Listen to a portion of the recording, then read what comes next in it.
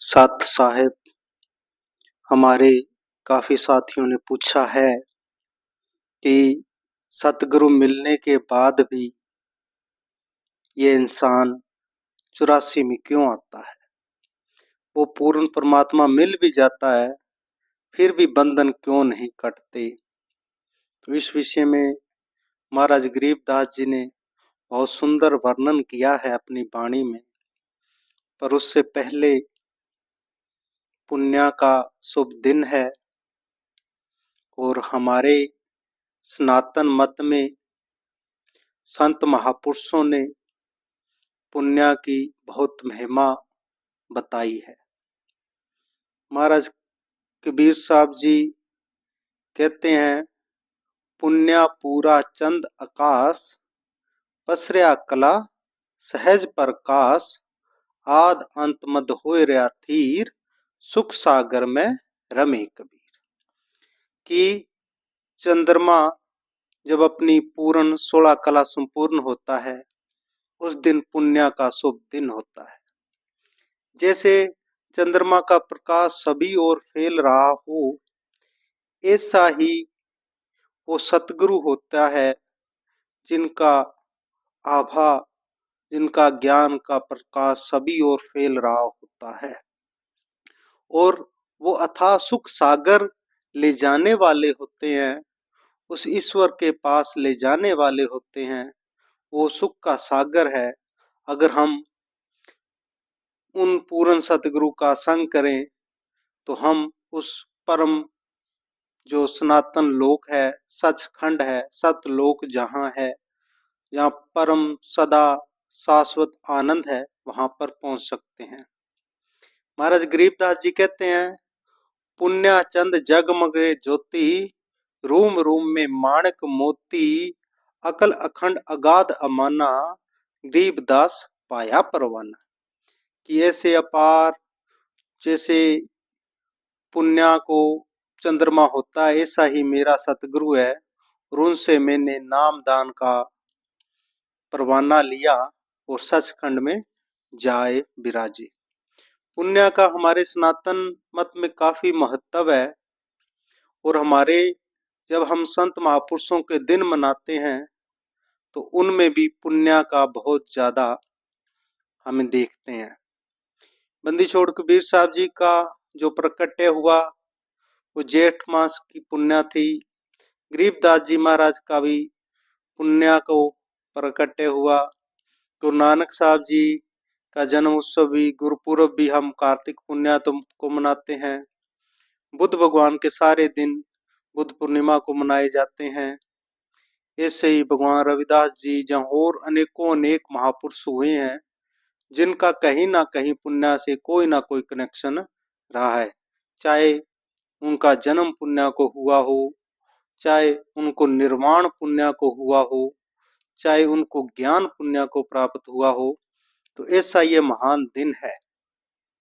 और हमारे साइंटिस्ट भी कहते हैं और पीछे जितना भी हम रिकॉर्ड देखते हैं तो कहा जाता है कि पुण्य को महापुरुषों का पूर्ण ज्ञान प्राप्त होता है, इसलिए ये बहुत पवित्र दिन है।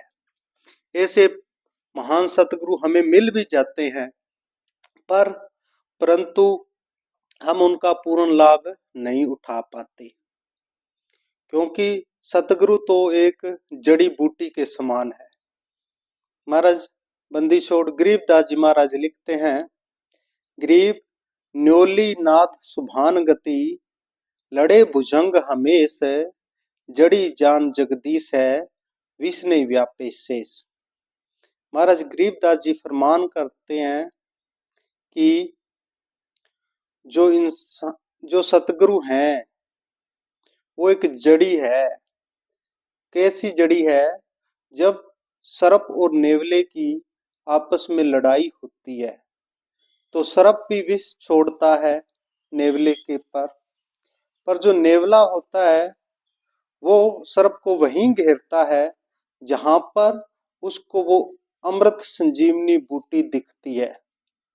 तो वो जब सर्प के जहर से घायल होने लगता है नेवला, तो जल्दी से जाके उस बूटी के पास उसको सूंघ के वापस आ जाता है।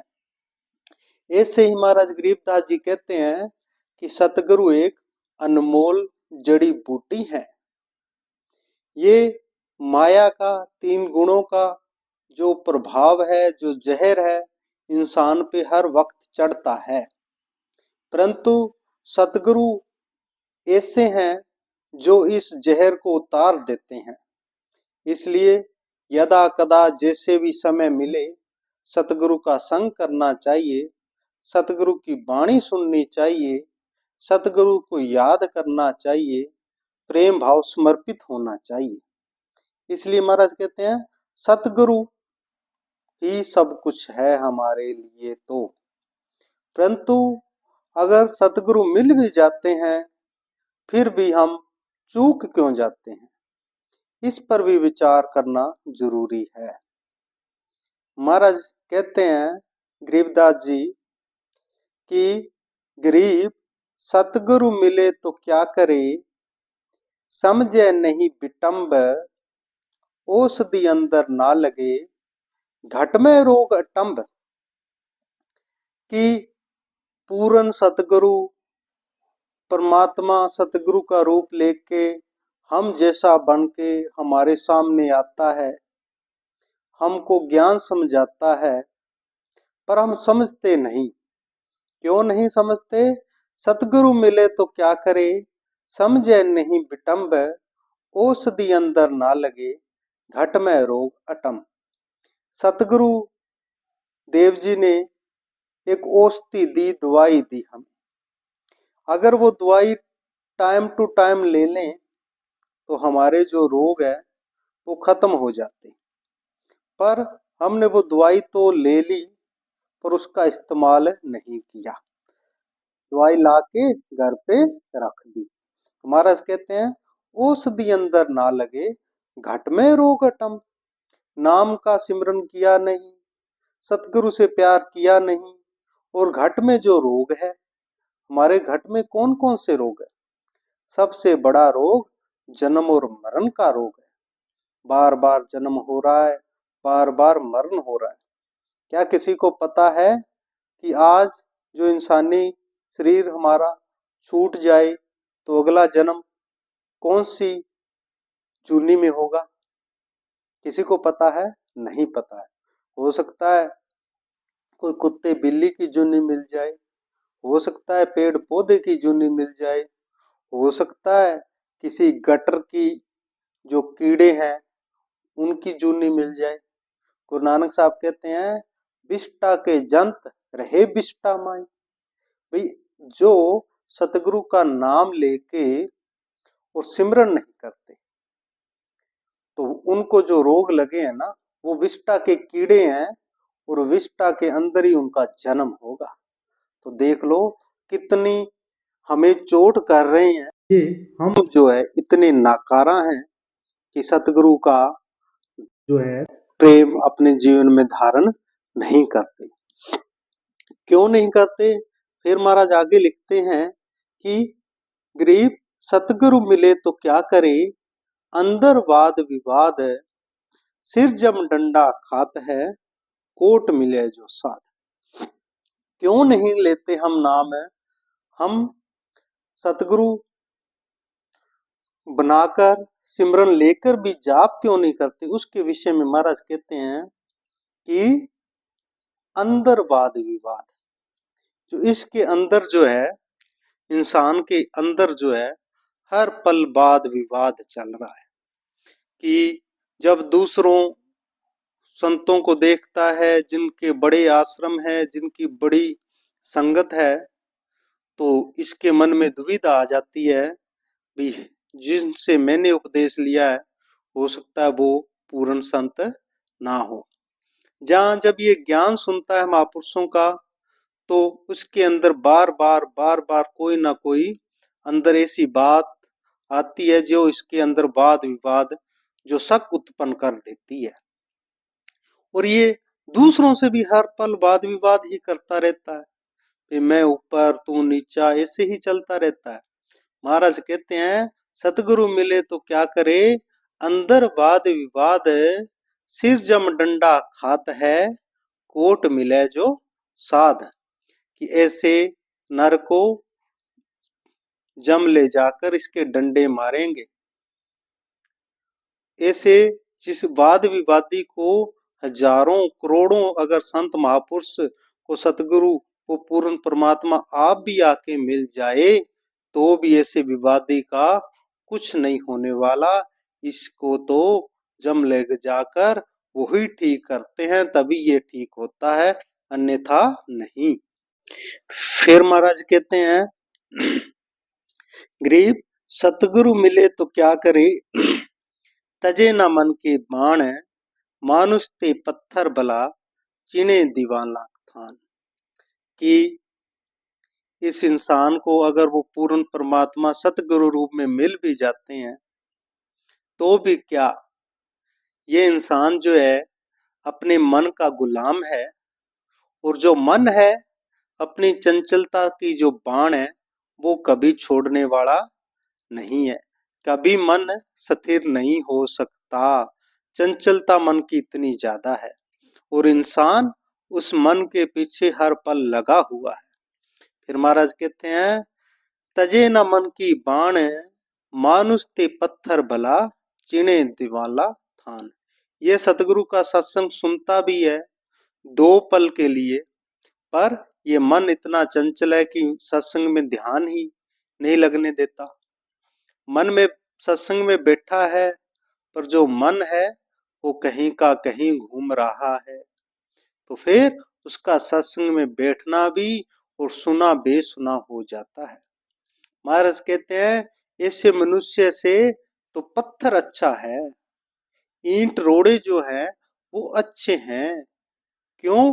क्योंकि इसको सत्संग में बैठने के बाद भी इसके हृदय में चोट नहीं लगती। तो इससे इंसान का क्या उद्धार होगा, क्या ये इंसान पार होगा? इससे अच्छा तो ईंटें और रोड़े हैं जिनसे उस पर वो मालिक का एक मंदिर तो बन सकता है, उस सतगुरु की याद करने के लिए एक आश्रम तो बन सकता है। इससे ईंट और रोड़े ही अच्छे हैं इससे इंसान से। फिर महाराज कहते हैं सतगुरु मिले तो क्या करे, तजे न मन के मेल। ये इंसान जो है पूरी तरह इस मन का गुलाम है और ये मन जो है इतने इतने बुरे ख्याल इसको देता है। हर एक नजर में इसके नजर देखने में इंसान के दोष है। जब हम गरुड़ पुराण पढ़ते हैं, जब नरकों का जिक्र करते हैं तो वहां लिखा है कि एक नजर देखने का भी पाप है और ये मन हर पल इंसान को एक गंदी नजर से सभी कुछ दिखा रहा है और ये इंसान उसके पीछे लगा हुआ है। तो ऐसे महाराज कहते हैं ऐसे इंसान से तो पशु पंछी डंगर जो है वो अच्छे थे। महाराज कहते हैं गरीब पीठ लदे और हल चले, गाड़ी गरुआ बेल, जा मानुस ते पशु बला, जाका नाका सांडा खेल। कि एक बल्द है वो अच्छा था, उससे खेत की फसल बिजाई के काम तो आता, उस फसल से ये जीव का इंसानों का पेट तो भरता, पर ये इंसान का जो गंदा मन है इसको इस जूनी से निकालकर एक विष्टा की जूनी में लेके जाएगा, पशु पंछी की योनि में लेके जाएगा और वहां इसको बेअंत त्रासना दी जाएगी नरक के अंदर। इसलिए इस इंसान को अगर सतगुरु मिला भी तो ये इंसान उसका लाभ नहीं उठा सका। फिर महाराज कहते हैं कि गरीब सतगुरु मिले तो क्या करे, होनी होए सो होए, कलम लिखा सो मेट ही, जा सतगुरु को जोए।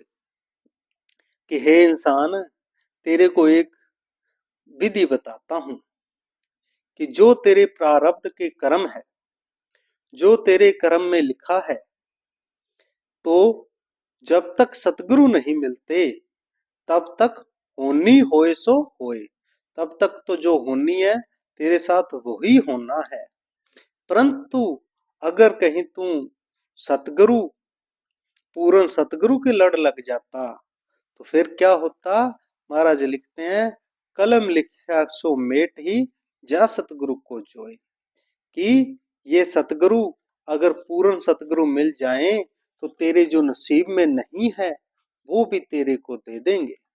महाराज गरीबदास जी एक जगह लिखते हैं, गरीब मासा घटे न तिल बधे, विधना लिखे जो लेख, साचा सतगुरु मेट के ऊपर मारे मेघ। कि हे इंसान, जो तेरे विदना के कर्म है वो ना तो राई तिल बध सकते हैं ना ही कम हो सकते हैं। कब तक? जब तक सच्चा सतगुरु नहीं मिलता तब तक। सच्चा सतगुरु अगर मिल गया तो तेरे जो पिछले सारे कर्म है उन पे मेख मार देंगे। भाव जो बुरे कर्म है उनको एक पल में भुगता देंगे, खत्म कर देंगे। ऐसे सतगुरु को जो, ऐसे पूर्ण सतगुरु के शरण में जाओ, तभी तेरा उद्धार हो सकता है। फिर महाराज लिखते हैं, गरीब सतगुरु को कुर्बान जा, कर्म छुटाए कोट, जो सतगुरु की निंदा करे जम तोड़ेंगे होठ। पूर्ण सतगुरु वही है जो तेरे अनेकों करोड़ों अरबों जो कर्मों के बंधन है उनसे एक पल में मुक्ति करा दे, मुक्त कर दे। पूर्ण सतगुरु तो वही हो सकते हैं जो कर्मों से छुटा दे। और जो ऐसे पूर्ण सतगुरु के शरण में आके जहाँ ऐसे पूर्ण सतगुरु की निंदा करते हैं उनका हिसाब तो फिर जम के दूत ही करेंगे और कहीं उनका हिसाब नहीं होने वाला। इंसान की क्या हरकत है, महाराज कहते हैं, गरीब सतगुरु मिले तो क्या करे, मरगट गेरी मूठ, कोट यतन जो कीजिए नहीं अविद्या छूट। महाराज कहते हैं कि इंसान को ऐसे सतगुरु क्यों कर्म काटते हैं, क्योंकि इंसान जेड़ा जो है एक बंदर के जैसा है। बंदर जो होता है, बंदर जो पकड़ने वाले हैं वो क्या करते हैं, वो एक छोटा मुंह वाली किसी बर्तन के अंदर कोई खाने की वस्तुएं रख देते हैं और जब ये बंदर देखता है तो उसके अंदर हाथ डाल लेता है और अपनी मुट्ठी भर लेता है। मुट्ठी भरने से इस बंदर का हाथ बाहर नहीं निकल पाता और वो पकड़ने वाले बंदर पकड़ लेते हैं। फिर इसकी अच्छे से कुटाई करते हैं, इसको पूरा पढ़ा लिखा के वो घर घर नचाते घूमते हैं। ऐसा ही ये इंसान है। महाराज कहते हैं ये इंसान बंदर है, तो बंदर को अगर बंधन से छुटाना हो तो कैसे छुटाया जा सकता है। महाराज गरीबदास जी कहते हैं कि बंदर के पास जब इसका हाथ फंसा हो ना तो उसकी थोड़ी दूरी पर इसको और कोई अच्छी वस्तु रख दो, जैसे केले रख दो या कुछ और रख दो, तो बंदर का ध्यान उसको खाने में आ जाता है। भाई वो तो मुट्ठी भरी हुई है और दूसरा खाने के लिए उसकी ओर चल पड़ता है और ये मन जो है पूरे का पूरा उसमें लग जाता है और उस दूसरी साइड की मुट्ठी इसकी सिद्धि हो जाती है, हाथ इसका निकल जाता है। महाराज गरीबदास जी कहते हैं ये इंसान है, ये बंदर है, इसने माया की जो मुट्ठी भरी हुई है, सतगुरु इसको छुड़ाने के लिए आते हैं और सतगुरु इसके लिए कहते हैं कि हे इंसान, अगर सतगुरु के पीछे लगा, सतगुरु का नाम जपा, सतगुरु का उपदेश लिया, सतगुरु का अगर एक पल भी स्मरण किया तो हम तेरे जो है करोड़ों पाप काट देंगे। बोल अब तेरे को क्या चाहिए। तो अगर जो सतगुरु के पीछे लग गया तो उसकी जो ये गांठ है, माया रूपी गांठ है, इससे वो मुक्त होके सतगुरु के परम धाम परम लोक में पहुंच जाएगा। अगर नहीं, नहीं तो भाई ये जो 84 की वंदना है, ये 84 की जो त्रासना है, ये ऐसे ही बनी रहेगी। इसलिए ये जो मन की हालत है, जो ये मन की अविद्या है, ये इंसान को सतगुरु के बताए रास्ते पे चलने नहीं देती। इसलिए जरूरी यही है कि हम अपने इष्ट देव, अपने बंदी छोड़ को याद करें, उनके बताए हुए मार्ग पे चलें। साथ साहिब।